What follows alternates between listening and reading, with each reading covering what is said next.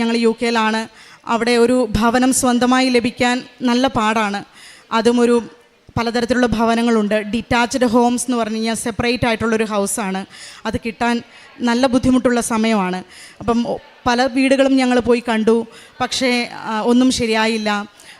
അങ്ങനെ ഞങ്ങൾക്ക് ഒരു നല്ലൊരു ഭവനം ഞങ്ങൾക്ക് ലഭിച്ചു. ആ ഭവനം കാണാൻ പോകുന്ന വ്യൂവിങ്ങിന് പോയ സമയത്ത് ഞാൻ ഉടമ്പടി വസ്തുക്കൾ കൊണ്ടുപോയി. ഞാൻ ഉടമ്പടി ഉപ്പ് ആ ഭവനത്തിൻ്റെ കോമ്പൗണ്ടിൽ ഇട്ടു, വിശ്വാസ പ്രമാണം ചൊല്ലി പ്രാർത്ഥിച്ചു. ആ ഭവനത്തിൻ്റെ ഭിത്തിയേൽ ഞാൻ ഉടമ്പടി തൈലം വെച്ച് കുരിശ് വരച്ച് പ്രാർത്ഥിച്ചു.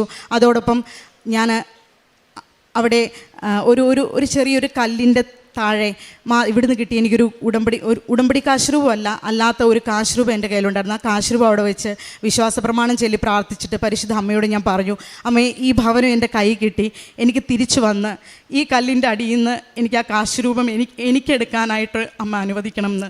അതുപോലെ തന്നെ ആ ഭവനം ഞങ്ങൾക്ക് ലഭിച്ചു. ഭവനം ഞങ്ങളുടെ കൈകളിൽ ലഭിച്ചു. ആ കാശ്രൂപം എനിക്ക് അവിടുന്ന് രജിസ്ട്രേഷനൊക്കെ കഴിഞ്ഞ് കഴിഞ്ഞപ്പോൾ ആ കാശ് രൂപം എനിക്ക് എടുക്കാനായിട്ട് അമ്മ അനുഗ്രഹിച്ചു. അതുപോലെ തന്നെ അടുത്തൊരു സാക്ഷ്യം എന്ന് പറയുന്നത്, ഇപ്പോൾ ഈ ഞങ്ങൾക്ക് ലഭിച്ച ഭവനത്തിൽ നിന്നും ഞാൻ വർക്ക് ചെയ്യുന്ന ആശുപത്രിയിലേക്ക് കുറച്ച് ദൂരമുണ്ട്. എനിക്ക് ഡ്രൈവ് ചെയ്തേ പോകാൻ പറ്റത്തുള്ളൂ.